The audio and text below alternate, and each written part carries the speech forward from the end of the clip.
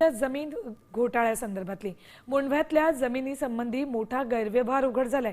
ही जमीन लाटण्यासाठी अनेक महिन्यांपासून पद्धतशीर कट रचल्याचं समोर आले।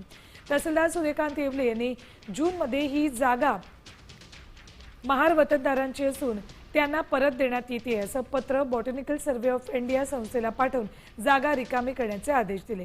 त्यानंतर जुलैमध्ये उपविभागीय अधिकाऱ्यांना जागा परत देण्याची प्रक्रिया सुरू करण्याचे निर्देश दिले। वतनदारांची पॉवर ऑफ अटर्नी शीतल तेजवानीकडे होती, ज्यांनी ती जमीन 300 कोटींना अमेडिया कंपनीला विकली। येवलेंच्या आदेशांमुळे जमीन हस्तांतरणाची प्रक्रिया वेगाने झाली असून या संपूर्ण व्यवहारामागे संगनमताचा संशय व्यक्त केला जातोय।